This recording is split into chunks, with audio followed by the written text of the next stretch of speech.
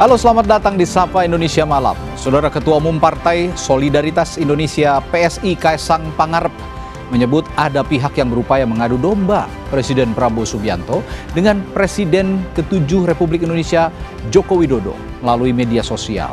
Siapa pihak yang dimaksud dan apa tujuannya? Kami juga akan membahas dorongan untuk menyampaikan aspirasi secara damai dan tanpa aksi anarkistis. Sejumlah aksi damai juga digelar, salah satunya oleh komunitas ojek online hari ini. Ini akan jadi beberapa pembahasan malam ini. Selengkapnya kita bahas di Sapa Indonesia Malam bersama saya Friska Clarissa. Dan saya Radi Saputro. Segera kita mulai Sapa Indonesia Malam hari ini.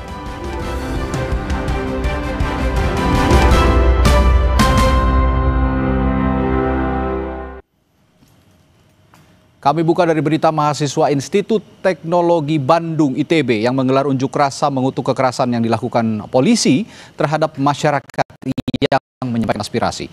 Mahasiswa juga mendesak pemerintahan Prabowo melakukan evaluasi besar-besaran terkait kebijakan yang tidak adil dan merugikan rakyat. Aksi mahasiswa dilakukan secara damai di dalam kampus ITB Jalan Ganesha, Bandung. Mahasiswa berorasi memprotes kebijakan pemerintah dan juga represi yang dilakukan aparat dalam unjuk rasa dan menimbulkan korban. Mahasiswa meminta pemerintah mengevaluasi kebijakan yang tidak adil dan merugikan rakyat. Pejabat juga memiliki kepekaan dalam berkomunikasi dengan publik.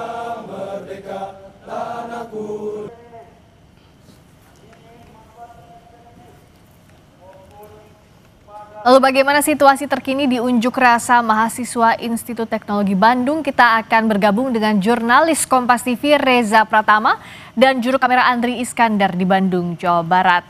Reza, bagaimana situasi terkini? Apa saja tuntutan yang disuarakan oleh mahasiswa ITB?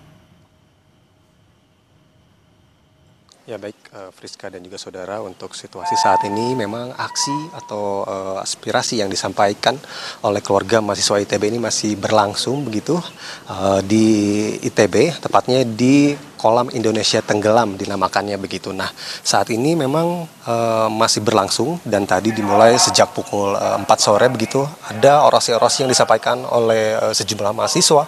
Kemudian dari guru besar ITB juga tadi menyampaikan orasi yang inti dari orasinya adalah bahwa demokrasi di Indonesia ini sudah tidak ada. Nah, untuk tuntutannya memang cukup panjang begitu. Akan saya bacakan Friska dan juga saudara. Yang pertama adalah menuntut pemerintah untuk melakukan evaluasi secara besar-besaran dan menyeluruh terhadap seluruh kebijakan dan keberjalanan pemerintah Republik Indonesia. Kemudian menuntut adanya reformasi institusi keamanan dan ketahanan di Indonesia secara mengakar dan menyeluruh. Kemudian selanjutnya adalah mengawal segera pembahasan dan peninjauan kembali kebijakan-kebijakan yang berpihak kepada rakyat. Kemudian menuntut agar pemerintah melakukan evaluasi terhadap cara komunikasi publik yang buruk yang telah dilakukan. Kemudian menuntut pemerintah dan aparat keamanan serta ketahanan untuk memberikan ruang bebas dan aman bagi masyarakat untuk menyatakan pendapat dan penyampaian aspirasinya. Kemudian yang terakhir adalah mendukung 17 tuntutan rakyat dalam 1 minggu dan 8 tuntutan rakyat dalam 1 tahun ini yang diperoleh dari desakan berbagai elemen masyarakat selama beberapa hari terakhir. Itu beberapa tuntutan yang disampaikan oleh keluarga mahasiswa ITB, Friska dan juga saudara. Nah, aksi ini dilakukan atau aspirasi yang dilakukan di ITB ini memang dikatakan oleh Ketua Kabinet Keluarga Mahasiswa ITB mengatakan digelarnya di kampus ITB ini adalah untuk lebih aman begitu, karena yang datang di sini adalah semua mahasiswa ITB, begitupun dengan Civitas Akademika dari ITB. Nah, tandanya seperti gelang yang saya pakai ini, Friska dan juga saudara, gelang berwarna merah ini adalah tanda bahwa yang ikut aspirasi di ITB ini adalah betul-betul mahasiswa ITB, tidak ada kelompok-kelompok tertentu yang dianggap ini bisa meresahkan begitu. Artinya aspirasi yang disampaikan di pihak atau di lingkungan kampus ini bisa berjalan dengan tertib dan aspirasinya bisa langsung sampai kepada pemerintah. Harapannya seperti itu, Friska dan juga saudara. Nah, Reza, apakah akan ada lanjutan dari aksi ini? Misalnya tadi aspirasi didengar oleh pemerintah juga DPR, apakah akan langsung datang misalnya ke Jakarta menyampaikan langsung ke perwakilan pemerintah atau seperti apa?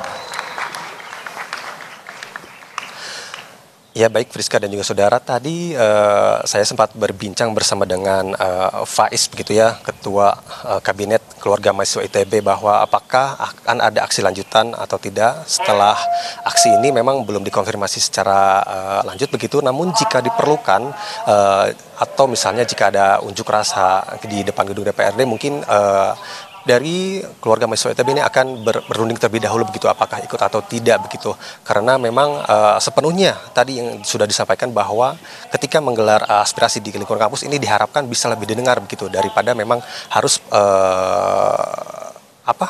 datang langsung ke gedung DPRD yang memang bisa disinyalir untuk dimanfaatkan oleh kelompok yang tidak bertanggung jawab begitu, Friska dan juga saudara. Nah, nanti kami akan konfirmasi kembali apakah akan ada aksi lanjutan atau tidak begitu, Friska. Tapi tadi ada orasi, ada doa bersama, ada teatrikal juga yang dilakukan untuk menyuarakan protes dan juga tuntutan untuk pemerintah, DPR dan juga aparat. Terima kasih atas laporan Anda, Reza Pratama langsung dari Bandung, Jawa Barat. Selanjutnya, saudara, sejumlah pengendara ojek daring atau online dari wilayah Jakarta, Bogor, Depok menggelar aksi damai di kawasan Monas, Jakarta. Mereka pun turut membagi-bagikan bunga kepada aparat keamanan. Dalam aksi damai ini, pengendara ojol membagikan mawar putih kepada anggota TNI dan Polri di kawasan Monas. Para pengemudi ojol ini meminta aparat penegak hukum mengusut tuntas kasus rekan mereka Afan Kurniawan yang ditabrak kendaraan taktis Brimob. Ojol pun berharap pemerintah menetapkan Perpu ojek daring dan lebih banyak melibatkan komunitas ojol dalam menyikapi situasi di tanah air. Kita ingin kasus Afan tetap berjalan dengan lancar sampai proses sidang berakhir gitu kan, di bawah pengawalan kita juga. Terus yang kedua, kita juga menegaskan kepada Presiden secepatnya menetapkan Perpu ojol. Nah, terus yang ketiga, kita juga berharap di setiap ada kegiatan-kegiatan instansi pemerintahan, kita ojol dilibatkan. Kemudian kita diberikan satu ruang terhadap setiap keadaan yang ada terjadi saat ini gitu. Gubernur DKI Jakarta Pramono Anung memastikan kondisi Jakarta hari ini sudah berangsur membaik. Aktivitas perekonomian, pendidikan, dan transportasi di Jakarta sudah berangsur normal. Selain langkah taktis pemerintah yang gencar melakukan patroli skala besar, membaiknya kondisi Jakarta juga terjadi karena masyarakat tidak terhasut aksi anarkistis. Meski masih ada beberapa fasilitas umum yang rusak, namun kondisi transportasi keseluruhan dan perekonomian sudah mulai berangsur normal. Pramono juga mengimbau agar warga tidak melakukan pembelian secara berlebihan karena Pemprov menjamin stok pangan hingga akhir Oktober.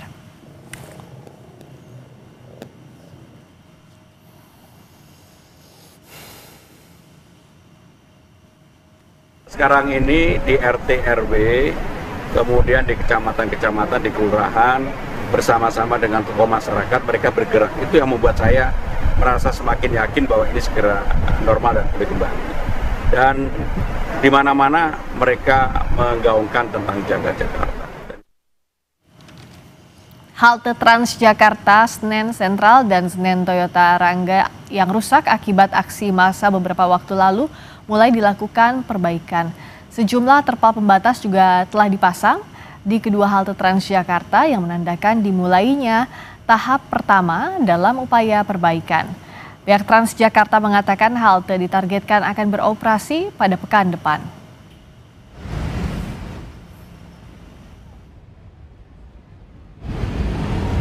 Di Toyota Rangga itu sudah mulai perbaikan ya Pak ya, meliputi apa sih Pak dalam waktu dekat ini perbaikannya?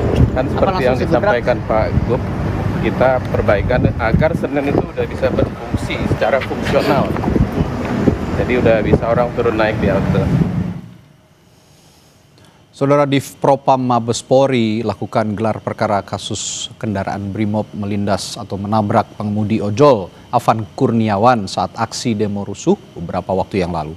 Komnas HAM dan Kompolnas bilang ada indikasi tindak pidana dalam kasus ini. Komisioner Pemantauan dan Penyelidikan Komnas HAM, Saurlin P. Siagian, menyatakan hasil gelar perkara menyimpulkan adanya dugaan tindak pidana dan pelanggaran etik dalam kasus meninggalnya Afan Kurniawan. Perkara ini akan dilimpahkan ke Badan Reserse Kriminal Polri. Hal senada disampaikan Komisi Kepolisian Nasional atau Kompolnas yang juga hadir di dalam gelar perkara. Komisioner Kompolnas Hairul Anam menyatakan hasil gelar perkara mengarah pada ancaman sanksi terberat. Sidang etik 7 anggota BRIMOB di kasus Afan Kurniawan ini akan digelar pada Rabu besok hingga Jumat mendatang.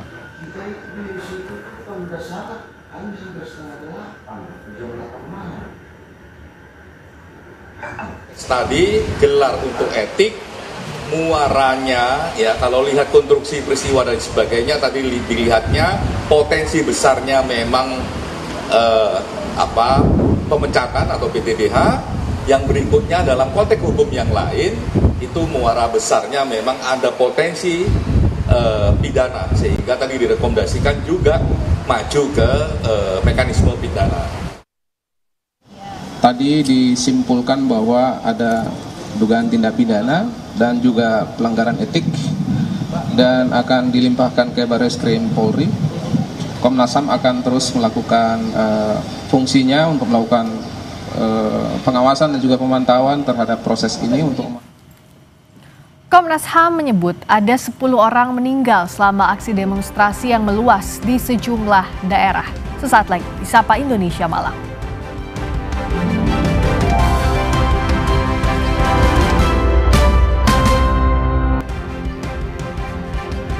Komisi Nasional Hak Asasi Manusia Komnas HAM menyebut ada 10 orang yang meninggal akibat aksi demonstrasi yang meluas di sejumlah daerah.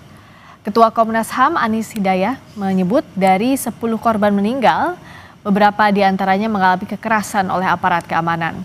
Selain itu Komnas HAM juga menyoroti banyaknya korban luka akibat demo yang terjadi di sejumlah wilayah.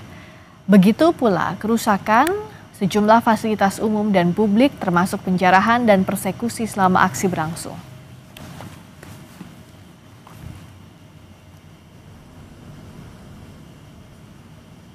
Sejauh ini tercatat setidaknya 10 orang korban meninggal dunia, di mana beberapa di antaranya diduga kuat karena mengalami kekerasan dan penyiksaan oleh aparat. Ini masih kami selidiki.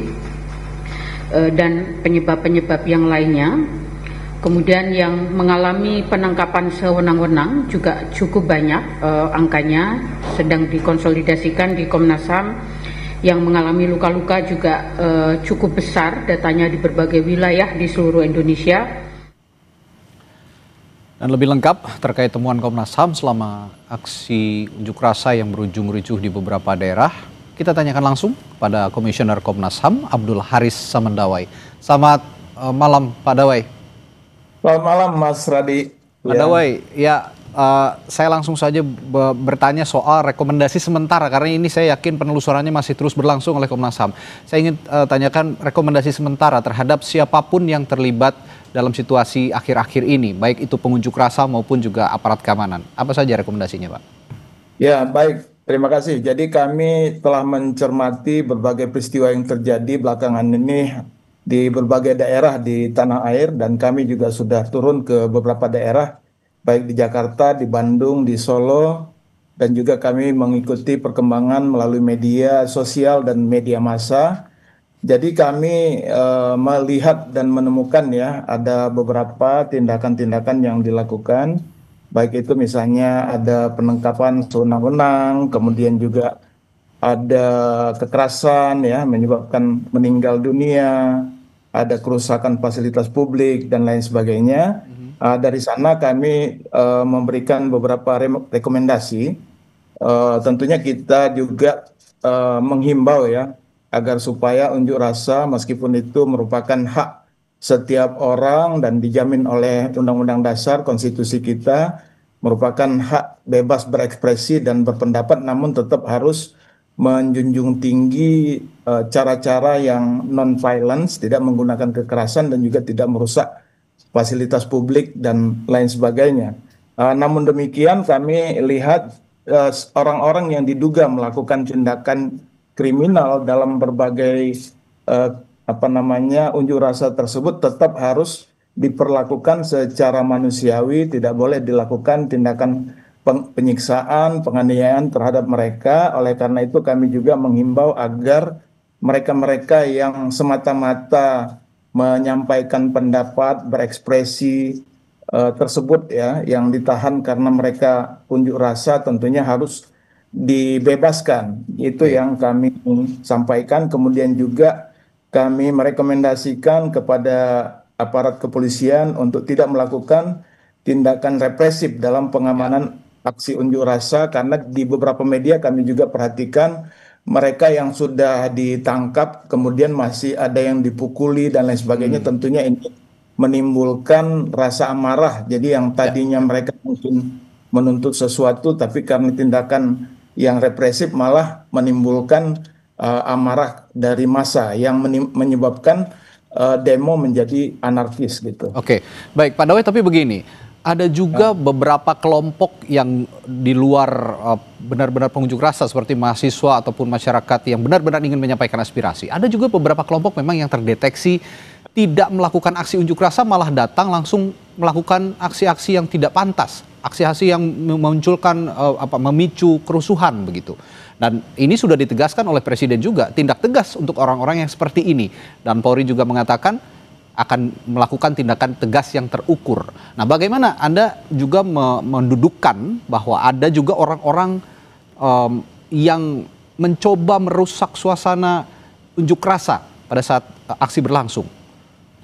Ya, itu juga yang menjadi perhatian dari Komnas HAM, bahwa ada juga di antara mereka yang berunjuk rasa yang mungkin memprovokasi para pengunjuk rasa atau menggunakan cara-cara kekerasan di dalam menyampaikan pendapatnya, atau memang sengaja untuk menimbulkan kerusuhan ya di tempat-tempat unjuk rasa tersebut. Tentunya kami bila memang yang bersangkutan tersebut ada bukti yang jelas menunjukkan bahwa mereka melakukan tindakan anarkis, saya kira proses penegakan hukum juga bisa dilakukan. Namun demikian, penegakan hukum ini juga tetap harus menggunakan cara-cara sesuai dengan ketentuan yang berlaku, artinya tetap menjunjung tinggi hak asasi manusia. Misalnya begini, mereka yang ditangkap, ditahan, tentunya tidak boleh disiksa, dipukuli, kan tidak boleh.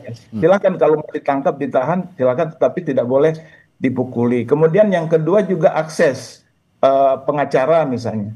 Kemudian yang ketiga terkait dengan anak-anak misalnya. Ini kan bagaimanapun juga anak-anak yang demo misalnya, itu juga mereka tetap harus diperhatikan bahwa proses penegakan hukum terhadap anak itu berbeda dengan orang dewasa. Karena untuk anak itu ada sistem peradilan pidana anak yang harus juga dihormati. Tadi kawan-kawan dari KPAI juga menyampaikan data-data di mana ada beberapa kasus mereka ternyata kesulitan untuk mengakses misalnya. Jadi hal itu yang harus diperbaiki. Jadi bukan kita membatasi ya kerja-kerja penegakan hukum, tetapi dalam melaksanakan penegakan hukum itu harus tetap menjunjung tinggi instrumen hak asasi manusia, agar juga tidak salah orang juga dan tidak juga menimbulkan kemarahan yang lebih besar dari masyarakat. Oke, baik. Saya ingin juga secara spesifik membahas pada kesempatan ini soal penetapan tersangka dan penangkapan Direktur Lokataru yang belakangan ini sangat kritis, menyampaikan kritik publik begitu, dan juga ikut dalam beberapa aksi unjuk rasa kemarin. Dan ini ditetapkan sebagai tersangka dengan sangkaan melakukan provokasi, lalu juga melakukan penyalahgunaan untuk perlindungan anak. Bagaimana Anda melihat ataupun merespons penetapan tersangka terhadap Direktur Lokataru ini?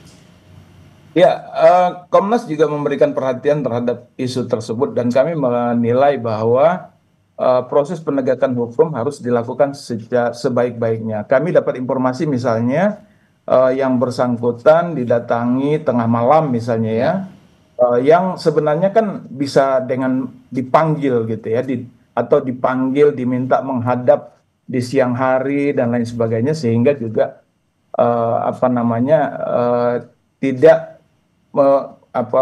tidak membuat orang yang dipanggil ini merasa diperlakukan secara dan dilanggar hak asasi manusianya. Jadi meskipun seseorang itu dituduh melakukan suatu kejahatan, tentunya azas praduga tak bersalah kan tetap harus dihormati. Kemudian yang kedua juga tata cara dalam melakukan pemanggilan itu kan sudah diatur, baik di dalam KUHAP misalnya.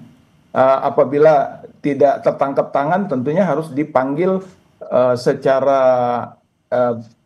secara baik ya proses pemanggilannya, dan juga disesuaikan dengan situasi dan kondisi. Misalnya kenapa tidak dipanggil di siang hari gitu, dan didampingi oleh advokat dan lain sebagainya. Baik, pada intinya memang kalimat tegas terukur tadi itu yang harus benar-benar juga diserap atau diejawantahkan oleh aparat keamanan sebagai tindakan-tindakan yang benar-benar terukur, terutama hal-hal spesifik atau pihak-pihak spesifik seperti tadi ada anak di bawah umur, ada mahasiswa dan lain-lain. Terima kasih Pak Abdul Haris Mendawai, Komisioner. Sedikit saja singkat saja Pak Dawai. Perempuan, ya.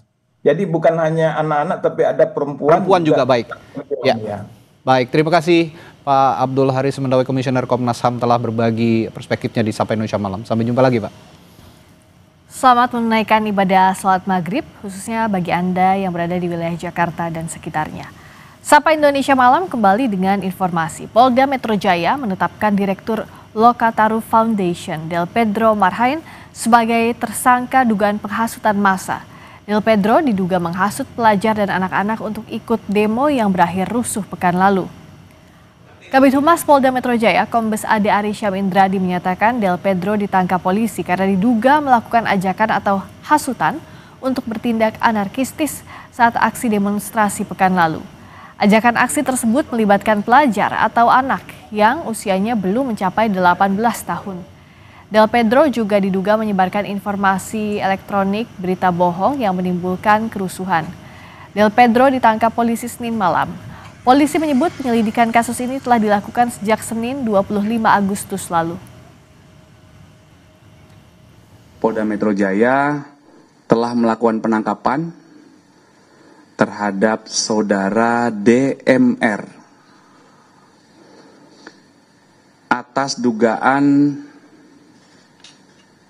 melakukan ajakan hasutan yang provokatif untuk melakukan aksi anarkis dengan melibatkan pelajar termasuk anak. Ya, jadi anak ini usianya sebelum 18 tahun. Saudara DMR diduga melakukan tindak pidana menghasut untuk melakukan pidana dan atau menyebarkan informasi elektronik yang diketahuinya membuat pemberitahuan bohong yang menimbulkan kerusuhan dan keresahan di masyarakat dan atau merekrut dan memperalat anak dan membiarkan anak tanpa perlindungan jiwa. Sementara itu, tim advokasi Lokataru Foundation mengecam penangkapan direktur dan staf Lokataru Foundation. Tim advokasi menyebut polisi melakukan playing victim dengan menuduh lembaga pegiat demokrasi sebagai dalang aksi demokrasi rusuh. Kami menilai ini terlalu jahat untuk menuduh kami sebagai dalang penghasutan segala macam. Ini bentuk kalau teman-teman Gen Z bilangnya playing victim. Seharusnya institusi yang kita lagi berdiri di sini, dia mengintrospeksi diri sendiri gitu ke dalam. Bahkan sejak dia melindas seseorang, merenggut nyawa sampai 7-8 orang hingga hari ini, mungkin nanti bisa dikonfirmasi ulang. Seharusnya dia melakukan introspeksi ke dalam, bukan menunjuk-tunjuknya ke orang-orang atau bahkan organisasi yang sejak awal kita melakukan peran-peran pengawasan publik, melakukan pendidikan demokrasi. Sejumlah aksi penjarahan terjadi menyasar Ini menjadi introspeksi yang sangat berarti buat saya dalam menjalankan tugas dan kewajiban saya sebagai anggota DPR RI. Terkait penjarahan di rumah Uya Kuya, polisi menangkap 9 orang yang diduga sebagai provokator. Uya Kuya semalam kita saksikan juga, itu juga tindakan yang sangat anarkis. Tentunya sudah kita pisahkan antara warga dengan adanya kelompok massa yang tentunya sudah kita lakukan himbauan, namun mereka melakukan perlawanan dan kita lakukan pendorongan dan kita amankan saat ini ada 9 orang masih dalam pendalaman. Masa sendiri datang dari mana sih Pak? Berbagai macam, ada juga dari kita, di keluarga kita, ada juga dari Bekasi maupun dari Priok. Wakil Ketua Komisi 1 DPR fraksi Partai Golkar Dev Laksono bilang penggerudukan massa ke beberapa rumah anggota DPR sudah masuk tindak pidana. Ia meminta penegak hukum mengusut para pelaku hingga tuntas. Yang terjadi kemarin itu sudah terjadi tindak pidana, sudah penjarahan. Tentu itu tidak dapat dibenarkan dan kita serahkan kepada aparat hukum. Memang bila mana ada yang pelanggaran pidana agar diproses sesuai dengan aturan dan undang-undang yang berlaku. Bukan hanya rumah anggota DPR, Menteri Keuangan Sri Mulyani pun menjadi korban penjarahan. Menanggapi peristiwa itu, Sri Mulyani melalui akun media sosialnya menyampaikan terima kasih atas simpati, doa, dan dukungan semua pihak dalam menghadapi musibah. Dia pun menyampaikan permintaan maaf dan tetap akan melakukan perbaikan terus-menerus.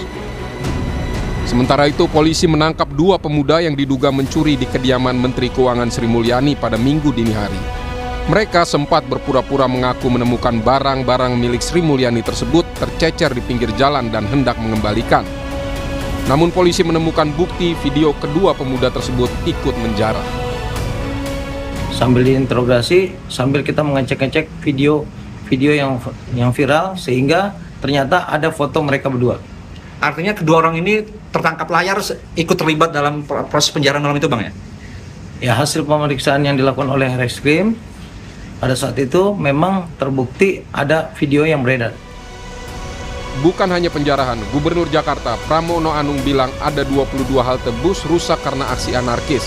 6 halte diantaranya terbakar dan dijarah. 22 halte tersebut termasuk halte BRT, non-BRT, dan 1 pintu tol.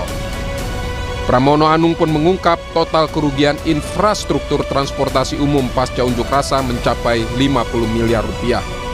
Di antaranya kerusakan infrastruktur MRT 3,3 miliar rupiah, Transjakarta 41,6 miliar, serta CCTV dan infrastruktur lainnya senilai 5,5 miliar rupiah.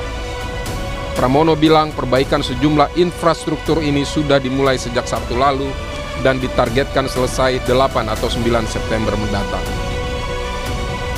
Menanggapi memanasnya situasi Jakarta, Presiden Prabowo Subianto mengumpulkan menteri dan juga bertemu pimpinan parpol pada Minggu 31 Agustus. Presiden memerintahkan polisi dan TNI menindak tegas pelaku penjarahan dan perusak fasilitas umum. Kepada pihak kepolisian dan TNI, saya perintahkan untuk mengambil tindakan yang setegas-tegasnya terhadap segala macam bentuk pengerusakan fasilitas umum, penjarahan terhadap rumah individu ataupun tempat-tempat umum atau sentra-sentra ekonomi. Merespons perintah Presiden tersebut, Menteri Pertahanan Syafri Samsudin menegaskan polisi dan TNI tak akan ragu menindak tegas pelaku penjarahan dan perusakan fasilitas umum dan fasilitas negara. Apabila terjadi hal-hal yang menyangkut soal keselamatan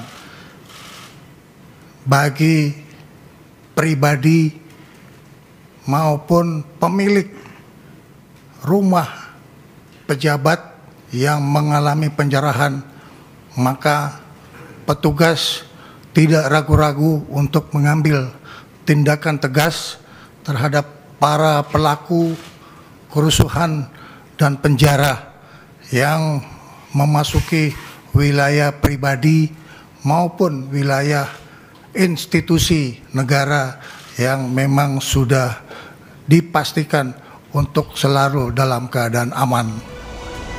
Kapolri Jenderal Polisi Listio Sigit Prabowo menyebut bakal mengusut pelaku perusakan dan penjarahan, termasuk siapa yang membiayainya.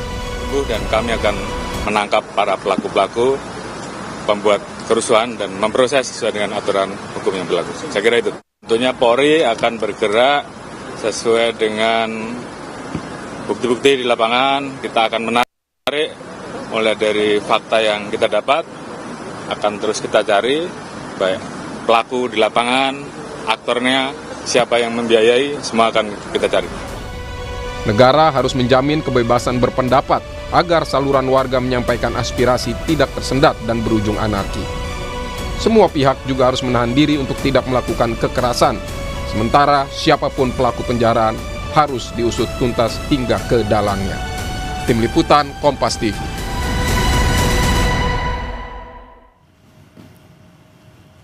Partai Solidaritas Indonesia mengklaim ada pihak yang berupaya mengadu domba Presiden Prabowo Subianto dengan Presiden ke-7 Joko Widodo. Kita ulas usai jeda.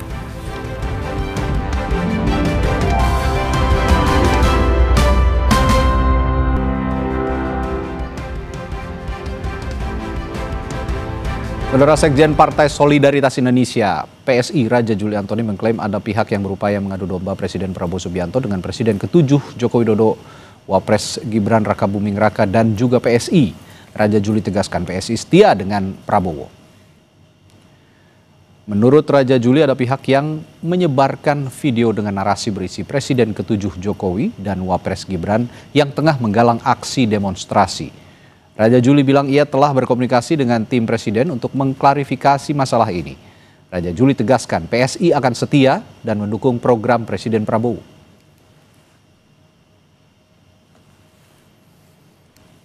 Saya kira Mas Kaisang membuat rilis bahwa di tengah hiruk pikuk dan masalah yang kita hadapi ini ada medsos ya yang cukup dibanjiri oleh banyak pihak yang mencoba mengadu domba antara Pak Prabowo dan Pak Jokowi, termasuk Mas Gibran dan PSI. Semalam misalkan dari tim Pak Prabowo kami berkomunikasi cukup intens ya untuk saling mengklarifikasi, tabayun ya. Ada sebuah video yang isinya berbeda dengan narasinya. Jadi isinya Pak Jokowi ketemu siapa, Mas Gibran ketemu siapa, PSI ketemu siapa, tapi itu dianggap sebuah pertemuan untuk menggalang demo-demo yang terjadi pada hari ini. Kami kutip dari Kompas.com, Kaisang merespons beberapa konten di media sosial yang berupaya membenturkan Bapak Presiden Prabowo Subianto dengan PSI dan Bapak Jokowi. DPP PSI dengan tegas menyatakan bahwa itu adalah bohong dan menyesatkan. Ini adalah adu domba yang menginginkan perpecahan antar pemimpin dan anak bangsa, ujar Kaisang. Saudara, PSI sebut ada pihak-pihak yang ingin mengadu domba Presiden Prabowo dengan Jokowi, Wapres Gibran, dan juga Kaisang. Siapa pihak yang dimaksud dan apa tujuannya? Kita ulas bersama juru bicara PSI Beni Papa, politisi Gerindra yang juga Wakil Ketua Komisi 13 DPR RI Sugiat Santoso dari fraksi Partai Gerindra, serta Direktur Eksekutif Carta Politika Yunarto Wijaya. Selamat malam Bapak-Bapak. Selamat malam. Selamat malam. Saya ke Bung Beni dulu dari PSI kalau begitu. Bung Beni, jadi kalau saya ingin lebih spesifik lagi, yang orang-orang yang ingin mengadu domba ini menurut dari PSI, analisis PSI siapa? Iya, jadi saya kira jelas ya yang disampaikan Mas Kaisang kemarin dan juga disampaikan oleh Mas Sekjen, bahwa memang ada pihak-pihak yang mencoba merongrong ya dalam tanda kutip harmonisnya hubungan antara Pak Prabowo dengan Pak Jokowi. Jadi kalau ditanya siapa, ya saya kira mereka yang selama ini ya mencoba untuk mendiskreditkan Pak Jokowi, orang-orang yang selama ini tidak suka ketika Pak Jokowi dan Pak Prabowo bersatu bersama-sama untuk saling memberikan menjaga hubungan untuk membangun bangsa dan negara ini. Jadi sebenarnya tidak sulit juga untuk mengidentifikasi, tapi saya pikir silakan masyarakat yang menilai siapa yang ingin membenturkan hubungan Pak Prabowo dengan Pak Jokowi. Tapi bagi kami, bagi Partai PSI, saya pikir kita tidak terlalu sulit untuk melihat ya siapa yang kelompok-kelompok mana yang ingin agar hubungan Pak Jokowi dengan Pak Prabowo itu kemudian retak dengan diadu domba dengan narasi-narasi yang hoax ya. Apalagi kalau kita lihat narasi-narasi yang mereka bangun, itu kan narasi-narasi yang tidak benar ya. Banyak video-video ya yang diproduksi akun-akun yang memang selama ini yang selalu menyerang Pak Jokowi, Mas. Jadi ya mereka yang sedang ingin mengais keuntungan di tengah situasi hari ini yang sedang kita hadapi. Oke, lalu dengan demikian apa yang ingin PSI tindak lanjuti? Bukankah dengan pernyataan-pernyataan yang bersayap seperti ini juga dikhawatirkan malah nanti menambah kekisruhan, Bung Beni?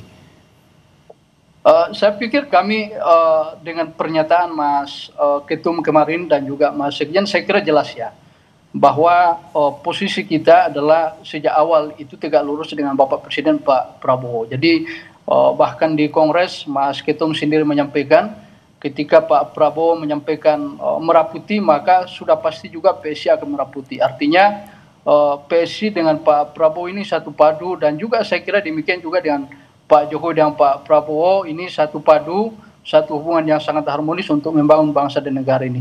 Toh kalaupun misalnya ada pihak-pihak yang mencoba untuk mengadu domba ini, kami meyakini Mas bahwa itu tidak akan pernah berhasil. Karena bagaimanapun juga secara fakta hari ini hubungan antara Pak Jokowi dan Pak Prabowo cukup baik, sangat harmonis dan saling menghormati antara dua tokoh bangsa, dan di bawah pemerintahan Pak Prabowo, Pak Jokowi juga punya komitmen untuk bagaimana memberikan sumbangsi terbaiknya pikiran-pikiran beliau sehingga bisa membantu pemerintahan ini bisa melaksanakan, bisa mensukseskan agenda-agenda yang memang sejak awal menjadi prioritas. Oke, saya ke Bung Sugiat. Bung Giat, kalau melihat pernyataan dari PSI, apa Gerindra punya analisis yang sama atau dugaan yang sama?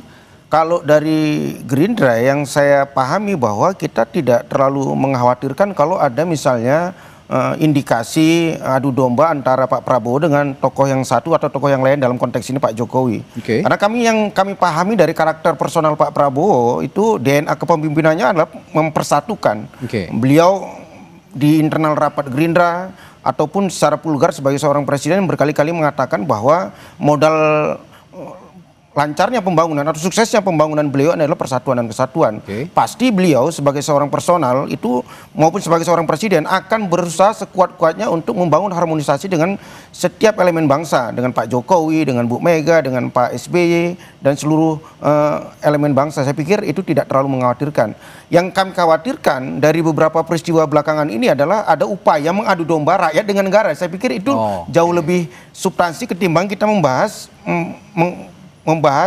semacam gosip-gosip politik yang tidak ada juntrungannya antara hubungan atau relasi antara Pak Prabowo dengan Pak Jokowi. Betul kata kawan kita dari PSI bahwa kalau ada upaya ingin mengadu domba Pak Prabowo dengan siapapun tokoh bangsa yang selama ini secara vulgar kita lihat bahwa beliau menghargai, saya pikir tidak akan berhasil.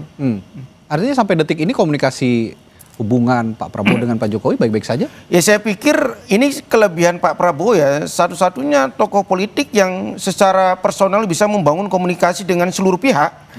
Ketika ada beberapa tokoh politik yang sampai sekarang belum mencair hubungannya, ya hanya Pak Prabowo kan. Pak Prabowo bisa berkomunikasi dengan Pak Jokowi, harmonis. Pak Prabowo juga bisa berkomunikasi dengan Bu Mega, bisa berkomunikasi dengan Pak SBY, dan ini modal utama bagaimana mensukseskan program-program pembangunan yang akan diinisiasi oleh Pak Prabowo. Mas Soto, PSI bilangnya adu domba, upaya adu domba, dugaan upaya adu domba antara Pak Prabowo dengan Pak Jokowi. Kalau Bung Giat tadi upaya adu domba antara negara dengan rakyatnya sendiri. Nah, kalau Anda melihatnya? Ya, statement ini kan jadi ramai ketika memang ada rilis dari Mas Kaisang yang dijelaskan kemudian oleh Raja Juli Antoni ya. Saya tadinya berharap sebetulnya PSI tidak membuat statement seperti ini mengomentari atau merespon situasi hiruk pikuk yang ada. Yang saya tunggu sebetulnya adalah bagaimana PSI bisa merespon misal beberapa tuntutan yang sudah ramai sekali yang terkait dengan bagaimana kekisruhan ini dimulai dari tuntutan tersebut. Misal RUU perampasan aset. Kan dari dulu PSI teriak-teriak, dorong lebih dalam, mereka lebih tidak punya beban, mereka tidak ada di parlemen. Yang kedua, kita tahu ada distrust terhadap lembaga parlemen. Betul, yang sekarang disasar adalah DPR di level nasional. Tapi teman-teman PSI punya banyak sekali anggota DPRD. Kenapa tidak kemudian melakukan evaluasi, memastikan bahwa hal-hal yang membangun distrust tadi itu bisa dikonsolidasikan di PSI dan mereka membuat sebuah solusi. Karena partai itu harusnya punya tugas mengurus rakyat, mengurus konstituennya, bukan mengurus keluarga tertentu. Itu yang saya lihat tadi istilah dari Bang Giat adalah jangan kita kemudian terjebak dalam hubungan personal antara satu pihak dengan pihak yang lain. Partai itu tidak mengurus sebuah kisah dalam telenovela yang kemudian terlalu menghabiskan banyak energi antara satu pihak dengan pihak lain, tokoh A akur atau tidak, berantem atau tidak, rujuk atau cerai, itu bukan permasalahan bangsa. Itu yang menurut saya seharusnya bisa menjadi fokus. Dan saya pikir tidak terlalu sensitif ya, kita harus melihat secara lebih jernih. Contoh, kalau ingin melihat apakah ada adu domba atau tidak misalnya, ketika ada seorang akademisi misalnya memberikan saran kepada Pak Prabowo, IKN jangan jadi skala prioritas saat ini, sehingga anggarannya jangan terlalu besar, walaupun ini legacy dari pendahulunya. Ketika Pak Prabowo bisa fokus ke MBG, Kopdes, atau program-program lain yang kemudian memang menjadi prioritas, ya mau tidak mau dengan keterbatasan anggaran, lalu kemudian IKN ditahan terlebih dahulu. Apakah itu mengadu domba? Tidak. Pengamat atau akademisi itu sedang berbicara mengenai negara. Atau contoh lain misalnya, beberapa influencer banyak atau misalnya konten-konten yang menyebarkan konten Gibran pada saat DPR joget-joget, di situ ada Mbak Titi Soeharto, ada Mbak Sarah ponakan Pak Prabowo, lalu kemudian seakan-akan katanya Gibran marah. Apakah itu mengadu domba? Kita nggak tahu. Nah, poin saya, teman-teman PSI ngapain masuk ke dalam wilayah ini? Fokus bantu pemerintah, bantu lembaga DPR dan DPRD, termasuk kepada kader-kadernya, memastikan apa yang menjadi tuntutan demonstran itu kemudian bisa diselesaikan. Oke, Bung Benny, alih-alih memberikan pernyataan bahwa ada upaya adu domba antara Pak Jokowi dengan Pak Prabowo, kenapa tidak mendorong saja tuntutan-tuntutan publik yang seperti dibilang oleh Mas Toto tadi, tuntutan-tuntutan publik yang saat ini masih banyak mandek di parlemen misalnya, ataupun juga di pemerintahan? Iya, saya kira sejak awal ya kita mendukung Pak Prabowo dan juga kita juga memberikan masukan-masukan, termasuk bukan hanya di level nasional tapi di daerah-daerah juga anggota-anggota legislatif kita itu secara aktif mengevaluasi, mendukung program-program yang ada di pemerintahan pusat sampai ke daerah. Jadi sebenarnya dalam konteks ini kita juga tidak abai dengan tugas-tugas seperti yang disampaikan oleh Mas Toto tadi. Tapi kenapa kemudian ini direspon oleh Mas Ketum?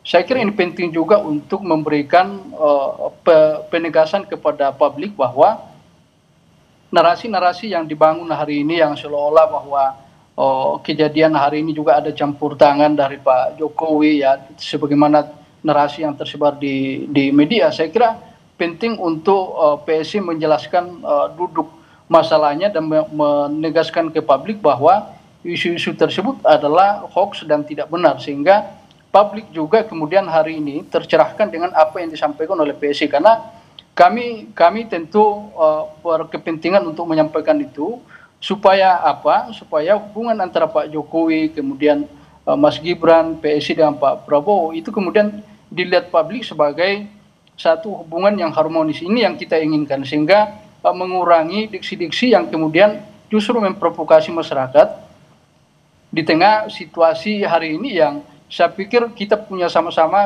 kepentingan yang sama untuk bagaimana situasi ini hari ini per hari ini kita bisa selesaikan dengan baik, kita bisa carikan solusi sebagaimana komitmen dan apa yang disampaikan oleh Bapak Presiden Prabowo, kemudian mengajak semua kelompok ya, semua lapisan untuk bersama-sama menyelesaikan persoalan ini. Jadi saya pikir PSI tidak abai dengan tugas-tugas kepartaian sebagaimana disampaikan tadi, tapi sekali lagi kami penting menyampaikan ke publik sehingga tidak ada hoax yang kemudian menjadi konsumsi masyarakat, sehingga hubungan antara Pak Prabowo dan Pak Jokowi juga bisa dilihat masyarakat sebagai satu kekuatan untuk membangun bangsa dan negara ini ke depan. Oke, tapi begini Bung Benny, saya menyimak juga pernyataan rekan Anda, Raja Juli Antoni, yang mengatakan dalam pernyataan tadi, pertemuan dengan Pak Jokowi, dengan siapa, lalu Mas Gibran ketemu siapa, ini dianggap juga oleh sebagian pihak, oleh publik gitu ya, pihak tertentu, menggalang demo belakangan ini. Ini dasarnya dari mana? Saya akan tanyakan itu nanti setelah jeda di Sapa Indonesia Malam, tetaplah bersama kami.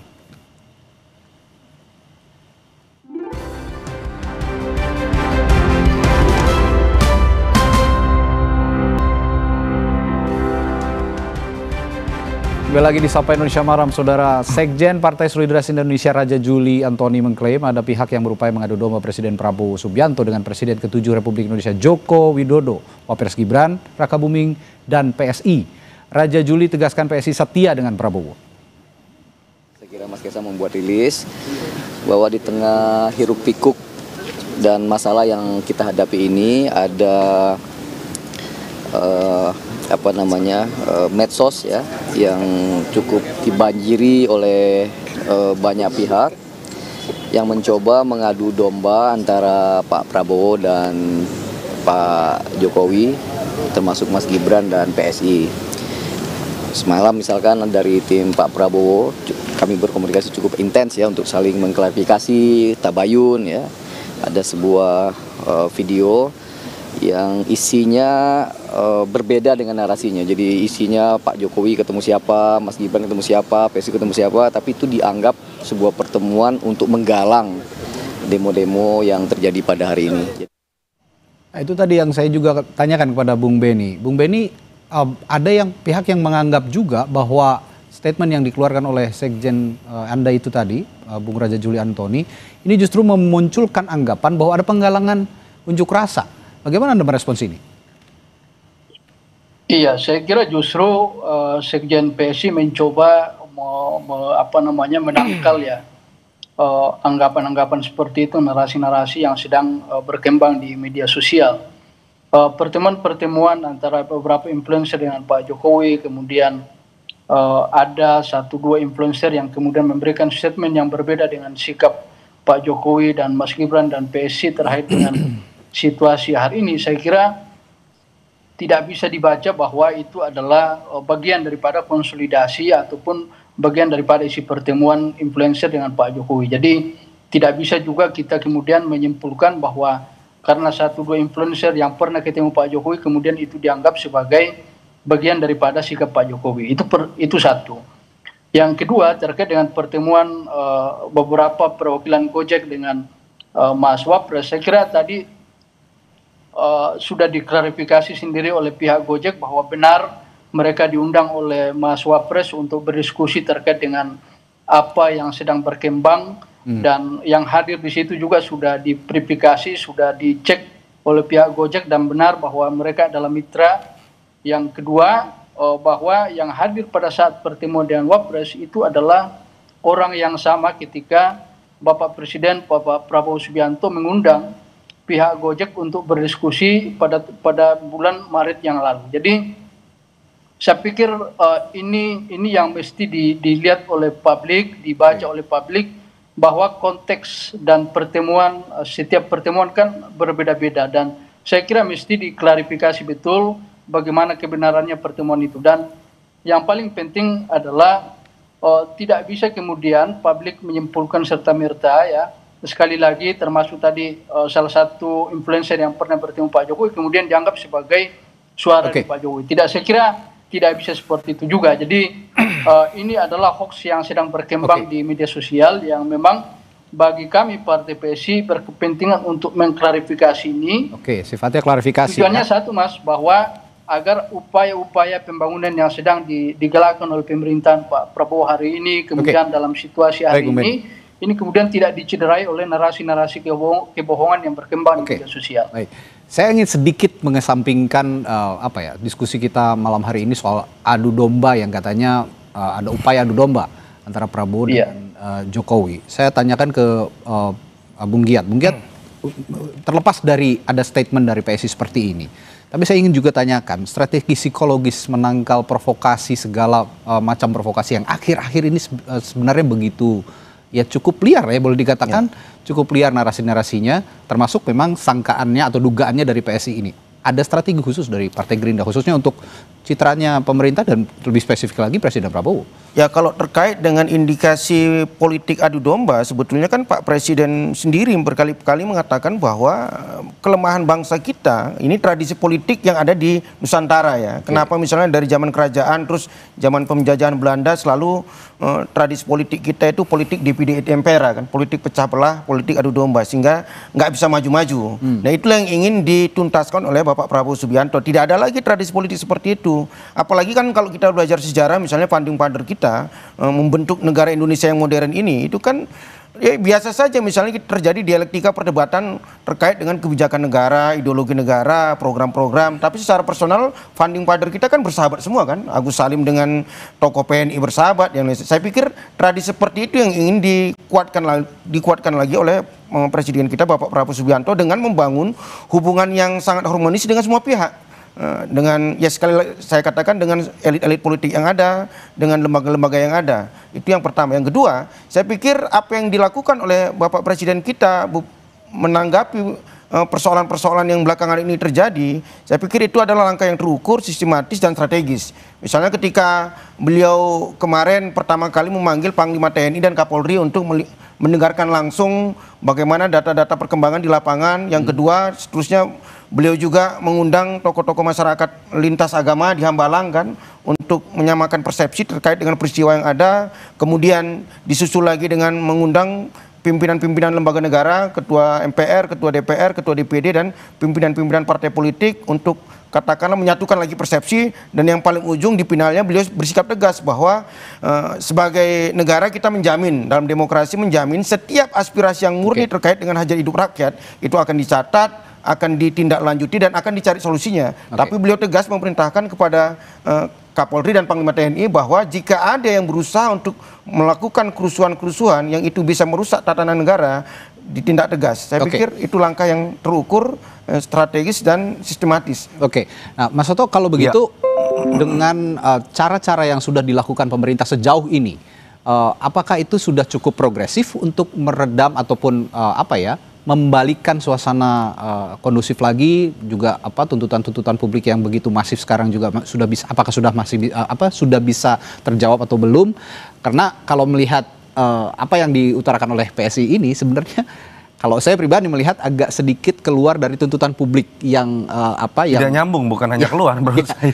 Ini tidak terlalu berkorelasi dengan itu. Nah, apakah sudah cukup progresif apa yang poin paling pentingnya adalah jangka pendek kita bisa bicara mengenai penanganan keamanan. Ketika kemudian penanganan keamanan tidak cukup diperbantukan TNI. Di situ ada perdebatan lah, tetapi kehadiran presiden kemarin menunjukkan negara masih ada, paling tidak itu.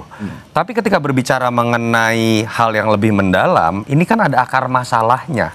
Kita lihat tuntutannya apa. Kemarahan itu ada kepada DPR.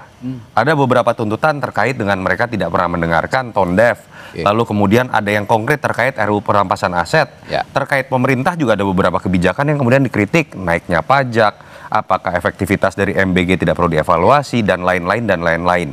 Ini kan poin pentingnya adalah negara mau mendengar atau tidak. Baik itu eksekutif, baik itu legislatif. Selama ini seakan-akan ada yang disconnect. Dan orang merasa kemudian mereka harus teriak kemana lagi. Sehingga ketika kemudian terjadi hal-hal yang mungkin tidak terlalu besar, hanya momen tertentu mikro sifatnya, DPR joget-joget, ada yang terkesan menantang, publik marah. Lalu ketika kemudian ada hal-hal kecil, bukan hal kecil ya, lalu ketika kemudian terjadi kesalahan fatal pada saat penanganan keamanan ada yang meninggal, orang langsung ngamuk. Dan itu kan rentetan dari akumulasi tadi. Itu poin yang saya ingin tegaskan ke teman-teman PSI. Tugas partai itu bukan ngurusin keluarga tertentu. Saya agak kaget loh tadi Mas Beni tadi misalnya bicara, kok tiba-tiba tema kita tentang Pak Jokowi dengan Pak Prabowo. Pertanyaan saya, Pak Jokowi memang kader PSI. Pertanyaan saya yang kedua, tadi tiba-tiba menjelaskan Mas Gibran. Apakah Mas Gibran kader PSI? Kan PSI bukan mengurusi keluarga Jokowi saja. Tugas PSI lebih besar dalam konteks mencapai Indonesia emas. Termasuk saya belum mendengar press release PSI mengomentari apa yang terjadi dalam hiruk-pikuk ini. Kalau itu bisa dilakukan oleh anak-anak muda yang progresif, yang dulu bicara anti pemberantasan masalah pemberantasan korupsi, pluralitas, saya pikir itu akan lebih produktif untuk tadi pertanyaan Mas Radi tadi, untuk membuat situasi lebih kondusif. Dan saya nggak tahu ya, apakah pernyataan PSI ini cukup berpengaruh terhadap situasi saat ini, tuntutan-tuntutan publik. Sepertinya publik juga dengan adanya pernyataan seperti ini tidak terlalu ada dampaknya untuk publik. Menurut Anda? Tidak ada kaitannya. Karena kalau tujuannya adalah misalnya kan disebutkan bahwa kita juga berkomunikasi dengan tim kepresidenan. Saya kaget juga loh. Pak Prabowo punya BIN, Pak Prabowo punya BAIS, punya intel polisi. Masa meragukan bahwa Pak Prabowo sekedar tidak tahu itu hoax? lebih baik bantu Pak Prabowo mencari akar masalah, memberikan masukan, baik dalam konteks di eksekutif terkait kebijakan, ataupun dalam konteks, jangan lupa loh, Pak Prabowo pemimpin koalisi partai-partai yang sekarang anggota DPR-nya lagi dikritik. Berikanlah masukan, apalagi teman-teman PSI lebih tidak punya beban karena tidak ada di DPR. Itu yang saya harapkan lebih bisa dijalankan. Ya, itu yang sama-sama kita harapkan, bahwa dalam situasi yang saat ini juga fokus pada substansi ya, substansi tuntutan publik, alih-alih juga membahas ada upaya pihak satu dan pihak lain yang sekarang juga diutarakan oleh PSI. Baik, terima kasih Bung Beni Papa sudah berdiskusi malam hari ini bersama kami, lalu juga Bung Toto dan juga Bung Giat sudah hadir di studio di Sapa. Terima kasih. Sampai jumpa lagi, sehat selalu Bapak-Bapak. Saudara, setelah jeda kami punya bahasan lainnya di Sapa Indonesia Malam. Presiden Prabowo Subianto meminta masyarakat menyuarakan pendapat tanpa bertindak anarkistis, dan sejumlah tokoh lintas agama pun mendorong agar aspirasi disampaikan secara damai. Sesaat lagi bahasannya bersama rekan saya Friska Clarissa.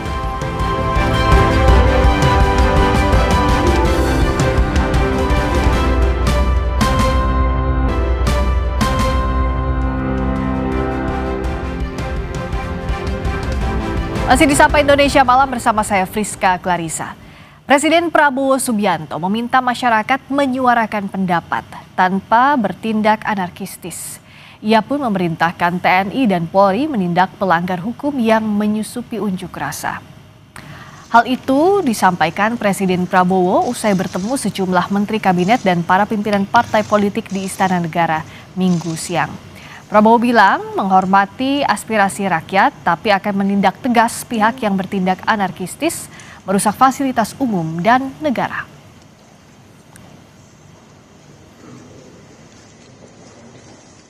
Penyampaian aspirasi bisa dilakukan secara damai.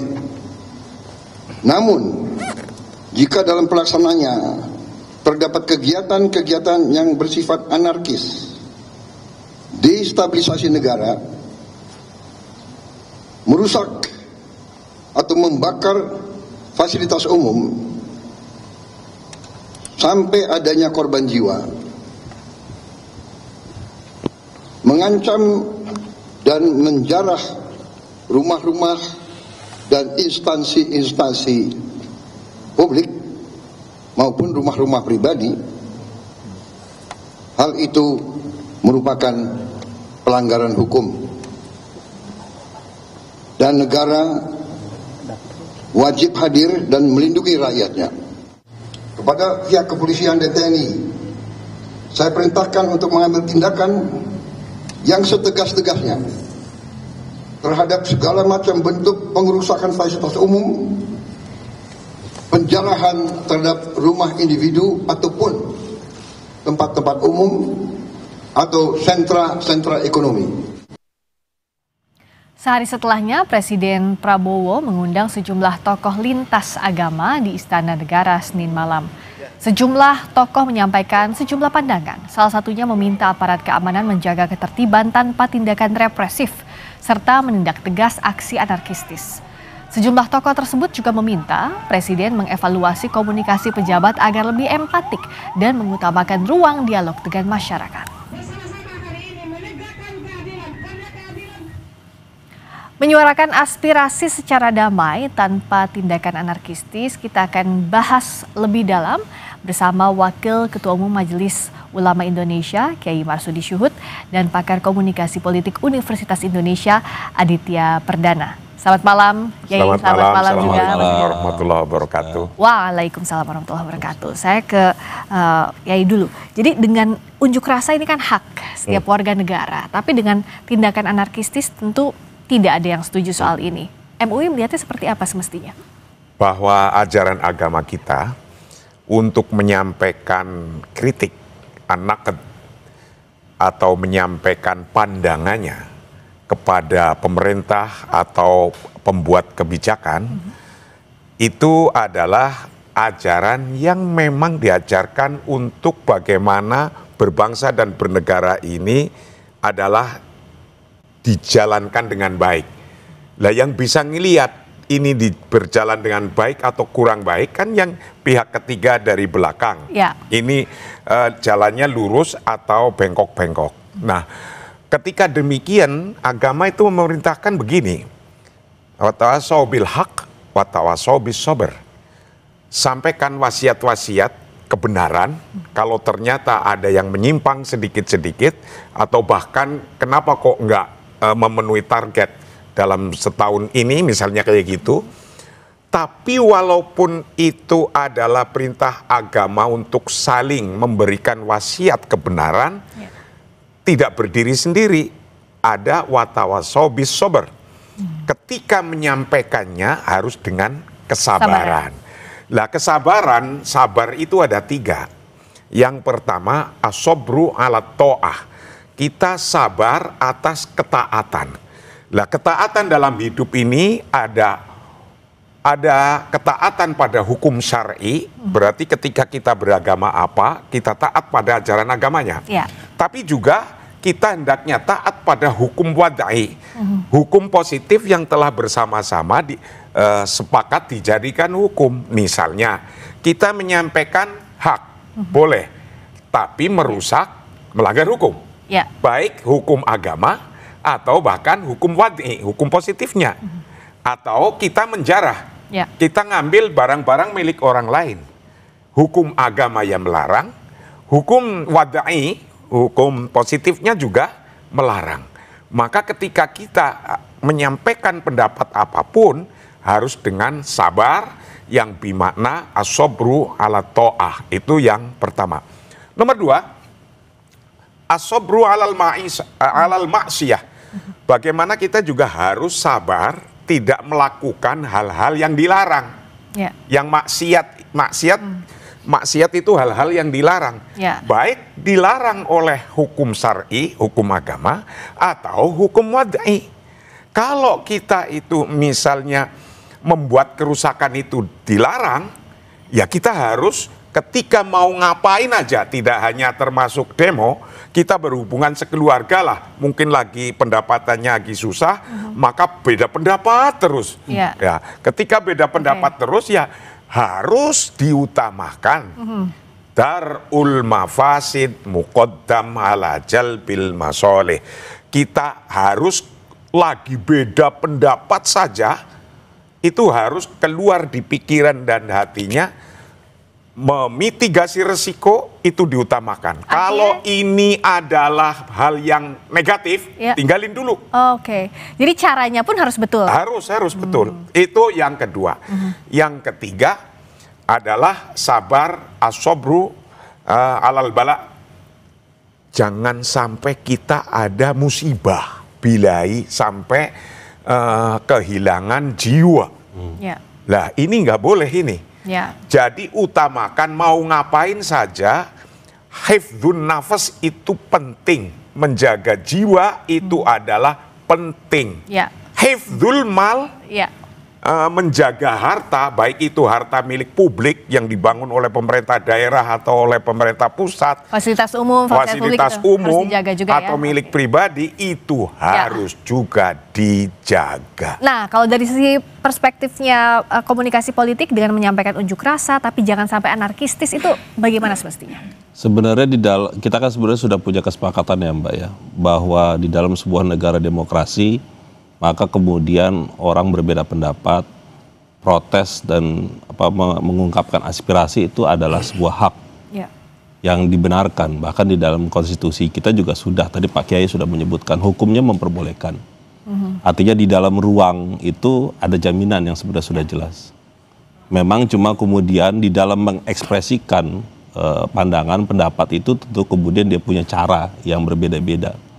Nah, cara ini yang kemudian dilakukan tentu ada yang melakukan dengan sangat sopan, yang tentu ini adalah jalur yang diharapkan. Tapi ada juga yang merasa bahwa kita buat situasi yang tidak normal agar kemudian diperhatikan. Itu kan cara ya. Tapi memang yang menjadi perhatiannya tentu adalah tentu itu punya konsekuensi yang tidak diinginkan.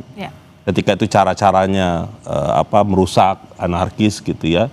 Itu kan tentu akan membuat situasi yang tidak diinginkan. Rentan disesupi juga ya? Itu satu hal. Hal yang kedua tentu ketika bicara soal kerusakan fasilitas umum, toh mereka-mereka yang protes, yang menjarah atau apapun itu akan membuat mereka juga yang susah gitu ya.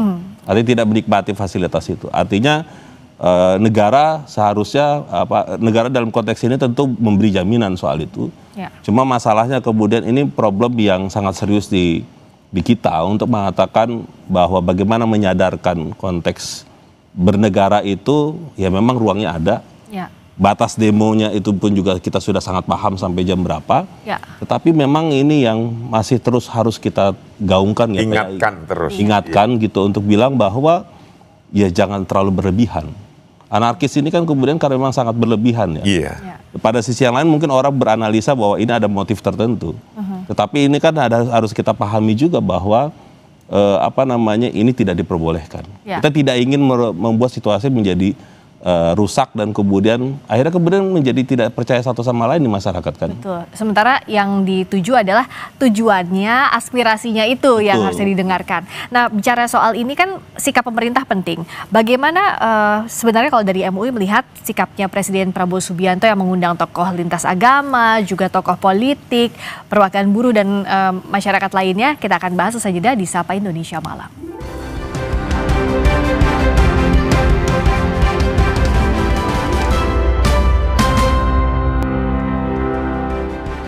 Kita masih membahas bagaimana menyuarakan aspirasi secara damai tanpa tindak anarkistis bersama dengan Wakil Ketua Umum Majelis Ulama Indonesia Kiai Marsudi Syuhud dan pakar komunikasi politik Universitas Indonesia Aditya Perdana. Kiai Marsudi, saya mau tanya lagi soal yang tadi.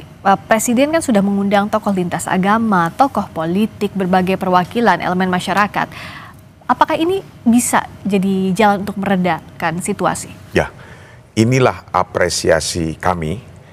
Tokoh-tokoh tadi juga kita kumpul di Majelis Ulama Indonesia, tokoh-tokoh seluruh agama mengapresiasi kepada Presiden Republik Indonesia Bapak Prabowo Subianto yang telah cepat untuk mengatasi persoalan politik yang terjadi saat ini. Yaitu coba bayangkan ada 16 organisasi dikumpulkan.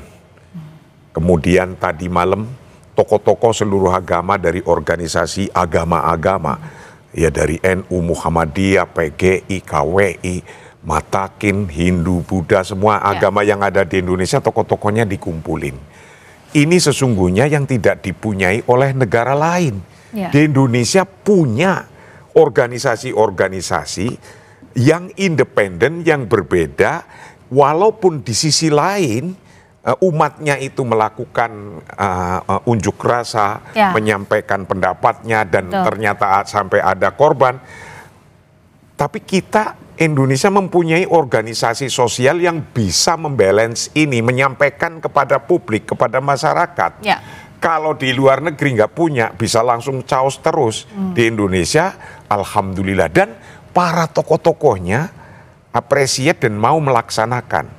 Baru semalam ketemu di istana, tadi siang jam 12 langsung kumpul lagi. Dan pertemuan itu di Majelis Ulama Indonesia, ketemu semua menghimbau bareng-bareng. Ayolah, membangun ini butuh ketenangan. Membangun bangsa ini butuh kenyamanan. Jangan sampai mau menyampaikan apa saja harus taat hukum. Karena dasarnya adaulah takni an-nidham wala adaulah takni al-fawdo. Bernegara berbangsa itu harus taat hukum. Ikutin hukum. Kalau nggak taat hukum, nggak ngikutin hukum, pasti kocar-kacir negara itu. Terbukti 2 hari nggak ada hukum kan kemarin. Kocar-kacir. Jangan sampai itu terjadi lagi atau lebih besar lagi efeknya. Nah, kalau respon cepat ini bisakah diapresiasi yang dilakukan oleh Presiden Prabowo? Ya, saya pikir itu langkah yang tepat ya, Pak Presiden melakukan hal tersebut ya. Karena memang tentu ini harus ditangani dengan sangat serius dan dengan langkah yang tentu cepat gitu ya. Karena situasinya kalau misalkan nih eskalasinya semakin menyebar dan meluas gitu ya, maka itu sulit sekali untuk ditangani. para tokoh agama, ormas keagamaan itu mereka punya jejaring yang sangat kuat sampai bawah ya. Sampai kampung. Sehingga itu memang sangat dibutuhkan, terutama ketika di level desa, kampung dan segala macam, itu perlu untuk disampaikan apa yang terjadi gerangan dan kemudian bagaimana kita bisa menjaga itu agar tidak semakin melebar dan membuat kita situasi yang tidak baik gitu ya. Jadi itu sebuah langkah yang baik, Mbak, menurut saya, dan perlu diapresiasi soal itu. Tetapi memang pada titik yang lain juga kita harus memahami bahwa situasi yang diinginkan oleh publik, masyarakat yang melakukan demonstrasi, itu kan tuntutannya memang ke pemerintah. Ya. Nah, disitulah menurut saya pemerintah juga harus terbuka. Ya. Pemerintah harus bisa bukan hanya berdialog dengan kelompok agama, partai politik, organisasi yang buruh lain juga, gitu ya, buruh dan sebagainya. Tetapi menurut saya juga perlu untuk ditunggu langkah-langkah yang next-nya itu dilakukan. Karena itu yang sekarang sedang dilihat gitu ya oleh masyarakat kita, apa yang kemudian pemerintah bisa lakukan dan kemudian dikomunikasikan lagi kepada masyarakat agar kemudian kita paham batasannya apa, sejauh mana sudah dilakukan dan kelemahannya itu sudah sejauh mana, sehingga kemudian nanti kita bisa sama-sama menilai.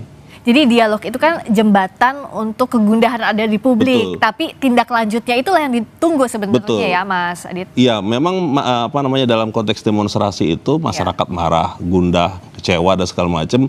Ya mungkin kita bisa paham dalam situasi hari ini masyarakat kecewa dengan perilaku elit, perilaku politisi gitu ya, yang memang tidak punya empati terhadap situasi hari ini, susah dan sebagainya. Tapi pada sisi yang lain juga kita bisa melihat bahwa ini harus diatasi bagaimana caranya oleh negara.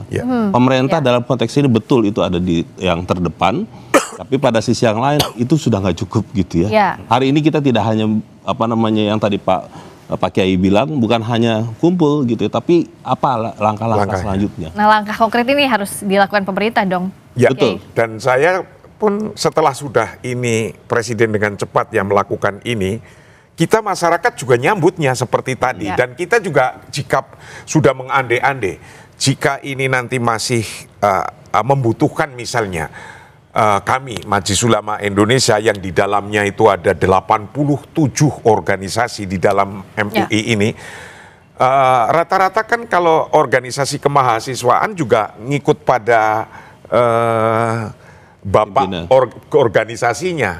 Mau yang Katolik ya punya organisasi kemahasiswaan, mau PGI juga punya, NU Muhammadiyah juga punya. Ini jika pun dibutuhkan kita untuk mengumpulkan dialog, diskusi kira-kira yang krusial apa sih yang harus didahulukan. Insya Allah kita juga para tokoh-tokoh agama ini siap untuk duduk bersama dengan mahasiswa sekalipun atau dengan kelompok masyarakat sosial manapun sampai ojol mau diskusi bareng, insya Allah kita siap. Karena apa?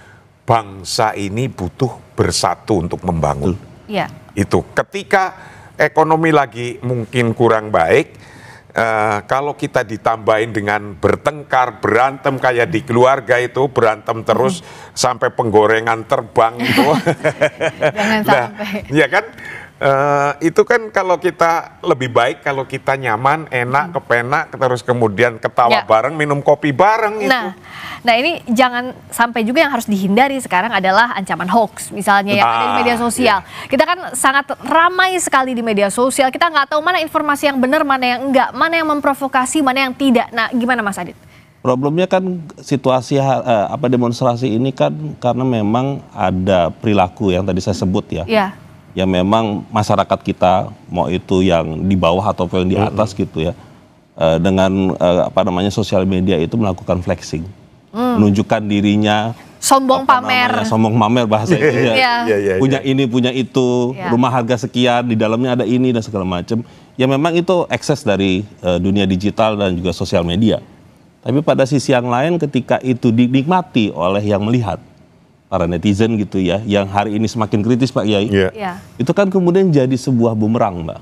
Ketika misalkan yang memamerkan itu adalah para pejabat publik, dan dia dengan bangga untuk menyampaikan itu dan ataupun mungkin berkata sesuatu yang melecehkan ataupun merendahkan banyak orang, sehingga itu yang kemudian jadi proses belajar kita gitu ya, bahwa hari ini tidak semudah yang kita bayangkan gitu ya, bahwa ketika berkata atau menyampaikan sesuatu itu harus hati-hati.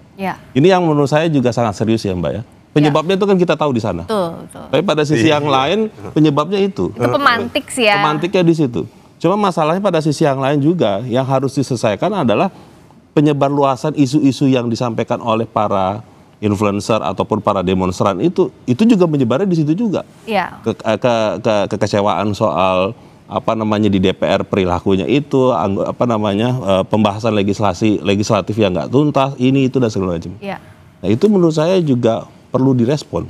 Iya. Dan kemudian banyak orang menganggap ini gimana. Nah artinya dengan kondisi yang sangat cepat ini Pak Kiai, ini kita PR memang sangat serius gitu ya. Ya, kalau dari MUI gimana untuk yang terpenting malah ke depan setelah terjadi semacam ini, itu dalam ajaran agama kita itu menyampaikan yambari li sultani ayastamia ila syakawa ar-ra'yah. Pembuat kebijakan harus mampu mendengarkan. Jangan nunggu diorek-orek pagarnya. Iya. Ya. Harusnya sebelum itu udah mendengarkan duluan. Sudah mendengarkan dan mau menerima. Ya. Lah, kadang kan orang ini kalau nggak saya jebol pagernya, saya nggak didengarkan. Iya. Nah gitu. Maka kami harap jangan sampai ke depan itu tidak mampu untuk mendengarkan. Dengarkan kalau bisa.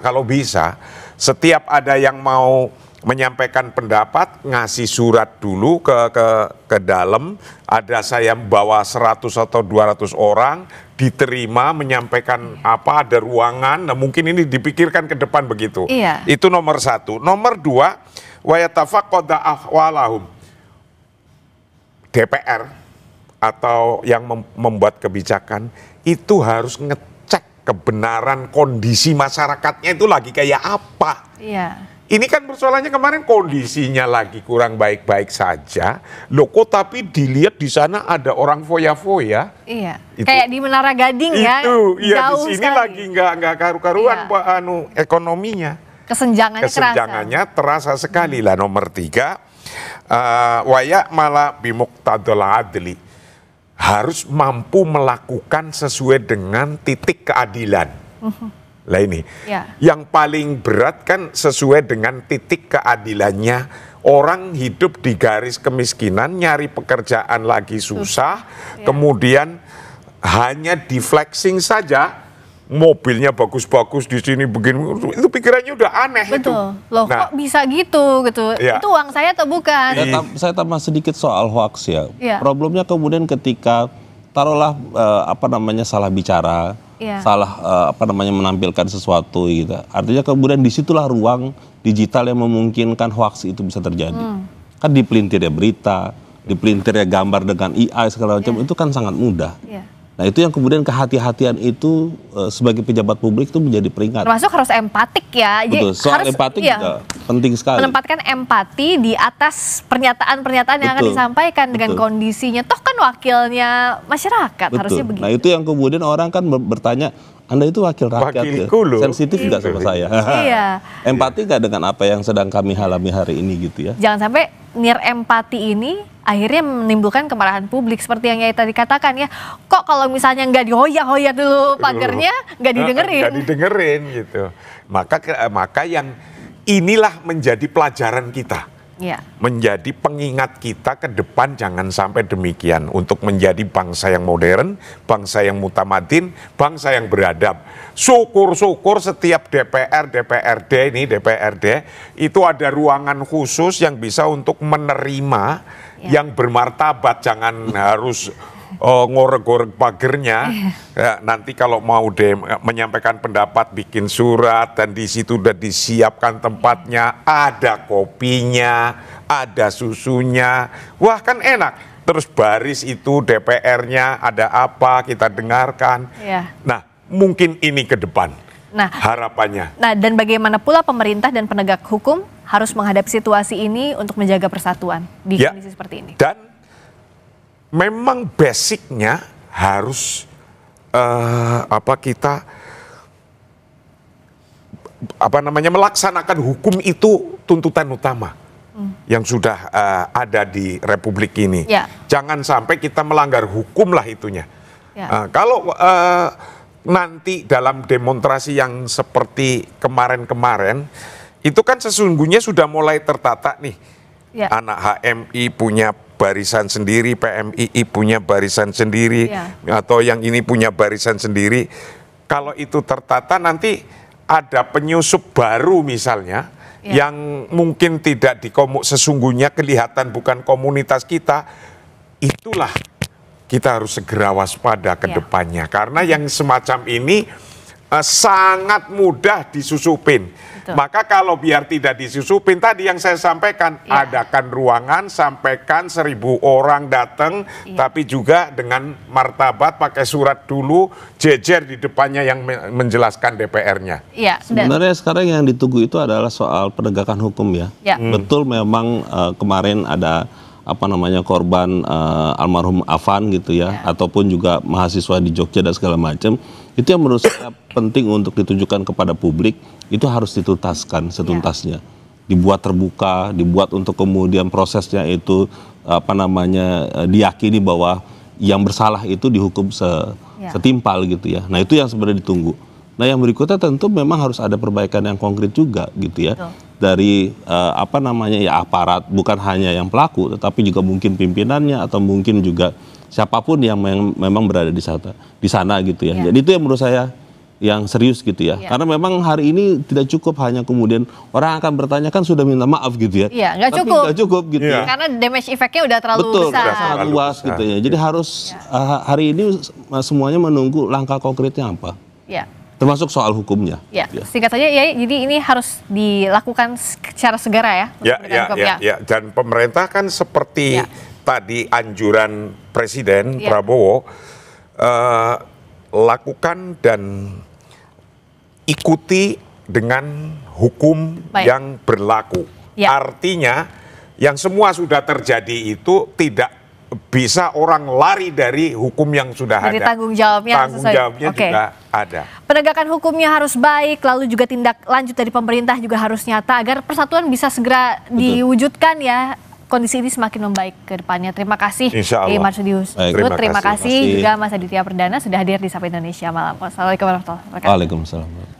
Berikutnya saudara, kami kembali dengan sorotan seorang staf Kementerian Luar Negeri di Kedutaan Besar Republik Indonesia di kota Lima, Peru tewas ditembak.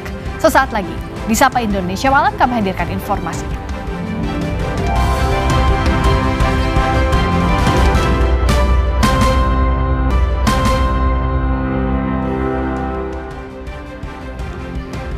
Saudara, seorang staf Kementerian Luar Negeri di Kedutaan Besar Republik Indonesia di Kota Lima, Peru tewas ditembak Senin malam waktu setempat.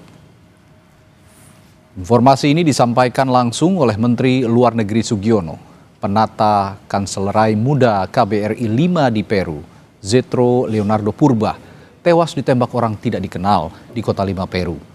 Almarhum meninggalkan seorang istri dan 3 orang anak. Menteri Luar Negeri meminta otoritas Peru menyelidiki kasus pembunuhan ini. Pada pagi hari ini kami mendapatkan berita duka dari Lima, salah seorang pegawai Kementerian Luar Negeri, Saudara Zetro Leonardo Purba, beberapa jam yang lalu meninggal dunia di Lima karena tembak oleh orang yang tidak dikenal. Saya selaku pimpinan Kementerian Luar Negeri merasakan duka yang begitu mendalam. Kami sudah menyampaikan kepada pihak Kementerian Luar Negeri Peru dan kepolisian di sana untuk bisa menyelidiki kasus ini hingga tuntas. Kami juga sudah melakukan pembicaraan lewat telepon kepada Ibu Priscilia, istri almarhum, dan juga kepada Duta Besar Ricky di Lima. Kami sampaikan duka yang begitu mendalam. Almarhum meninggalkan seorang istri dan 3 orang anak. Wakil Menteri Luar Negeri Armanata Nasir mengatakan pihak Kementerian Luar Negeri melalui KBRI 5 di Peru meminta kepolisian setempat untuk mengusut tuntas peristiwa penembakan yang menyebabkan seorang staf KBRI tewas. Armanata bilang peristiwa penembakan terjadi saat korban hendak masuk ke gedung apartemen tempat korban tinggal. Sempat dievakuasi ke rumah sakit, namun nyawa korban tak tertolong. Saya secara pribadi dan seluruh Kementerian Luar Negeri menyampaikan duka cita yang mendalam terhadap terjadinya penembakan terhadap penatakan selerai di KBRI Peru, KBRI 5 di Peru. Saudara Zetro Leonard Paulus Purba itu kejadiannya pada saat beliau memasuki gedung apartemennya. Beliau ditembak oleh orang tak dikenal dan langsung oleh kepolisian setempat dibawa lari ke rumah sakit, namun tidak tertolong. Dalam menanggapi hal ini, KBRI di 5 di Peru telah langsung berkoordinasi dengan otoritas keamanan setempat dan meminta agar kasus ini segera diinvestigasi secara tuntas dan apabila sudah diketahui pelakunya agar dihukum seberat-beratnya sesuai dengan hukum yang berlaku di Peru. Dan informasi tadi sekaligus menjadi penutup jumpa kita di Sapa Indonesia malam hari ini. Kami ingatkan Anda agar jangan lupa cukupi kebutuhan air mineral setiap hari dan rasakan kesejukannya. Saya Radi Saputro. Dan saya Friska Clarissa. Terima kasih, selamat malam. Sampai jumpa.